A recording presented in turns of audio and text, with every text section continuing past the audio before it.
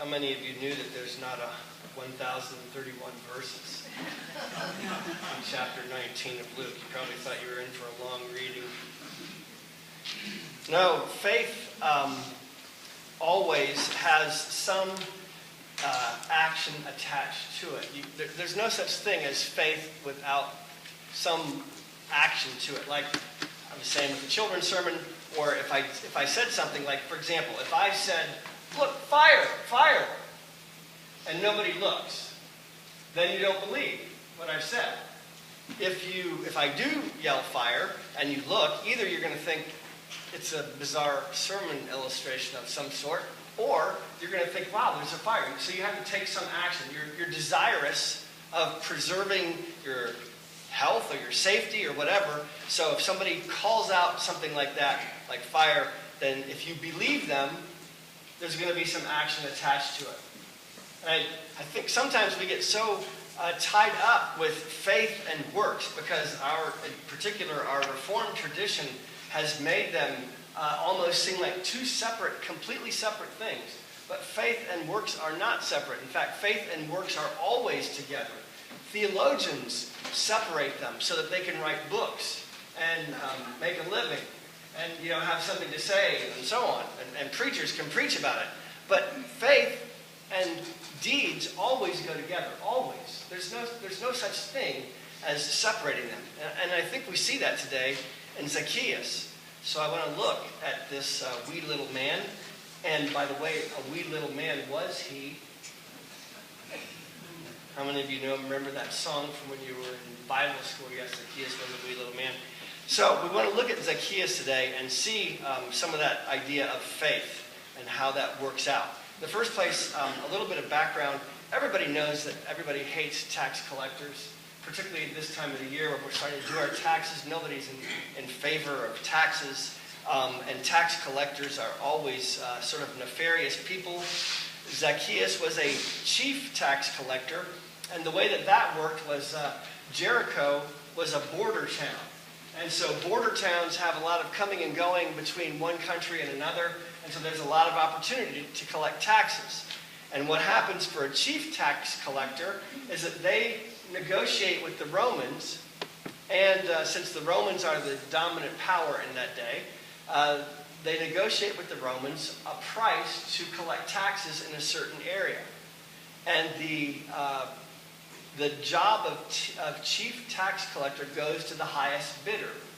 So whoever bids the highest price for the Romans for the right to collect taxes in an area gets that. So then they have to recoup what they've bid for the Romans, so then they're free to collect as many taxes as they need as long as the Romans get their cut. So nobody liked tax collectors. And nobody liked Zacchaeus because he was a chief tax collector. So he had several strikes against him from the get-go. Jesus happened to be passing through Jericho, and Zacchaeus, it says, Zacchaeus wanted to see who Jesus was, but being a short man, he could not. Zacchaeus desired to see Jesus, or to know more about Jesus. Now my question is, where does that desire come from? Where do you get that desire to see Jesus? What puts it into the head of a hard-headed businessman, a tax collector, who obviously doesn't care what people think about him? He's sort of a hard-headed person. He doesn't care what people think about him because he's already a chief tax collector. He only cares about feathering his own nest. Where does it enter into somebody like that's mind that they want to see Jesus? Where does that come from? Let me read you something here from, of course, Calvin, because I think this is the key to understanding faith and works. At least part of the key to understanding that. Calvin says here in his commentary on this passage, he tells us that while Christ presented himself to the view of all as he went along the streets, Zacchaeus alone was very desirous to see him. For it was an evidence of intense desire that he climbed up a tree, since rich men are, for the most part, haughty and plume themselves in affected gravity. For it was not without a heavenly inspiration that he desired so earnestly to get a sight of Christ. It was not without a heavenly inspiration that Zacchaeus desired to get a glimpse of Christ. The desire that comes into people's minds and hearts to find out more about God, to find out more about Jesus, comes from God himself. It's heavenly inspired, as he says there. Perhaps another appropriate word for faith might be desire. If you desire something, you act on it, right? If you desire anything that you want badly enough, you'll act on it and try to go after it. So it could be that desire is another word for faith. Desire is another way of saying that when we want something, we take actions to go after it. Zacchaeus desired to see Jesus so badly that he climbed a tree. What's up with that, really? He climbs a tree. Think about who would be a good example in this day and age? I don't know. Think of Bill Gates, very rich person. He's probably a little richer than Zacchaeus was, but it fits. Bill Gates going to see Billy Graham, and he can't get to see Billy Graham because the crowd is too intense, so he climbs up a light pole to try to see him. You can see Bill Gates hanging up on the light pole, swaying back and forth. Nobody would do that unless there was something else going on inside them to create that desire to see what's going on. So that comes from God. Jesus comes by and calls him by name and invites himself to lunch at Zacchaeus' house. And Zacchaeus comes down and receives Jesus gladly. And this apparently happens before they even go to lunch. You can picture this. Jesus is talking to Zacchaeus up in the tree. Says, Zacchaeus, come down. I got to stay at your house today. Zacchaeus comes down, receives Jesus gladly, and they start to go off to lunch. And the crowd starts to grumble that Jesus, again, has gone to be the guest of a sinner. He's invited himself to a sinner's house. And we've been talking about this for a couple of weeks now. People just did not fraternize with sinners in those days. In our day and age, some of those barriers have been broken down. But in that day and age, if you were a holy person like Jesus, you just did not go and eat lunch at a sinner's house like Zacchaeus. So the people are grumbling. And they're probably grumbling because he had such a bright future, this Jesus. He looked like he was going to be somebody. He looked like he could be maybe a really holy prophet. And then now he's just blowing it by going and hanging out with sinners. That happens all the time in Jesus. In fact, it says at the end of this story, that Jesus came to seek and to save the lost. That's his whole point of coming.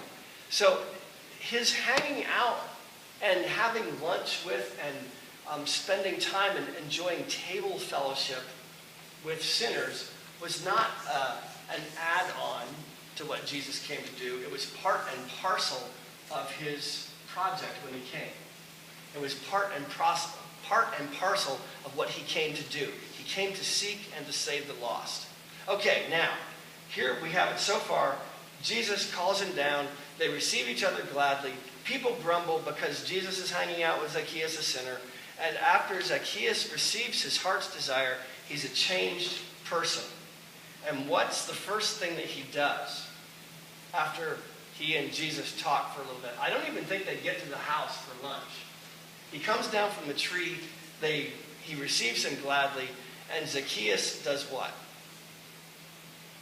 Promises to give half of his possessions to the poor. Now, Jesus calls that salvation. It's probably more salvation than most of us have had. I don't know of any. I don't keep track of people's finances in here. I don't keep track of my own finances this way, but I know that I have not given half of my possessions to the poor. I have not. Zacchaeus did, and Jesus calls it salvation. The point is that as soon as Zacchaeus meets Jesus, talks to Jesus, sees who he is, his life changes. His life changes. And he decides to give half of it to the poor. And if he's cheated anybody, which I can't imagine that he wouldn't have cheated anybody, he says, I'll pay them back 4 times what I cheated them. So here is Zacchaeus meeting Jesus and coming to faith in Jesus. And the first thing that he does is turn towards the poor. Isn't that interesting? Usually what you think of when you think of somebody coming to faith, you think the first thing that they're going to do is start to go back to church. Or something like that. You know, they're going to come to faith and say, okay, I'm going to amend my ways. I'm going to start going to church every Sunday. I'm going to stop hanging out with these people. But that's not what Zacchaeus does. Zacchaeus' first impulse is towards the poor. I think that's a good impulse for people to have. In fact, salvation is always a matter of that kind of change, that we know that we have entered life when we begin to love others in practical ways, in ways that make sense to them. So, for example, let me read you from the book of James. By the way, there's a whole book in the Bible written about this whole idea of works and faith and what happens with works and faith. And it's called the book of James. And here's what James says about this whole thing. James 2, verses 14 through 17. What good is it, my brothers, if a man claims to have faith but has no deeds? Can such faith save him? And now here's the example that James uses.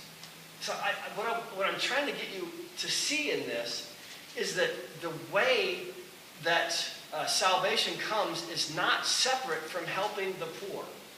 Because here's what James says. Can such a faith save him? Suppose a brother or sister is without clothes or daily food. If one of you says to him, go, I wish you well, keep warm and well fed, but does nothing about his physical needs, what good is that? In the same way, faith by itself, if it is not accompanied by action, is dead. But do you notice the thing that James reached for? It wasn't, he said, you say that you have faith, show me your faith by your deeds, go to church every Sunday. That's a good thing to do. But the thing that the scriptures always reach for is helping the poor. So I think that part of what it means to be saved as a Christian is to be involved in making life better for those who do not have the privileges that we enjoy. Part of what it means to be a Christian is to be turning towards those who don't have what we have and enabling them to have more of it, to help the poor. Galatians 5:14 says this, the whole law is fulfilled in this one saying, love your neighbor as you love yourself. You can't, and this is from 1 John, you can't love God whom you have not seen if you do not love your neighbor whom you have seen.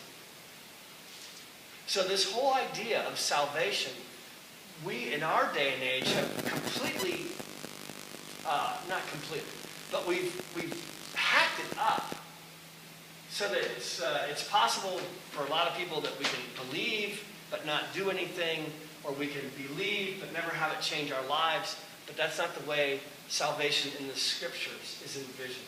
In the scriptures, if you believe, you're going to be doing something, and that something is going to be involved with helping the poor, helping people who don't have. Now, it doesn't mean going to Toledo, to the inner city. It can mean that, but it can also mean there's people around us here that don't have what we have. They don't have the assurance of forgiveness from God that we have. They don't have the acceptance from other people that we have because of who we are as Christians. And we need to share all of those blessings with the people around us who don't have them. In other words, like Jesus, part of our mission is to seek and to save the lost. Zacchaeus found Jesus, and as a result, his first thought is to love his neighbor by giving to the poor. And Jesus rejoices that salvation has come. That's one of the reasons why I think when we talk about doing the Just Pancakes, or when we talk about doing the Stevens Ministry, all of which we're talking about doing, part of the reason for those things is to provide an avenue for those who do have faith to be involved in doing exactly what we've been talking about, helping the poor, helping people who don't enjoy the same privileges that we do, particularly with God. So as we come to the Lord's table today, don't think that you can just come and have this be divorced from the rest of your life. Because being a Christian involves being active in every part of your life to reach out to those who need what we have to give.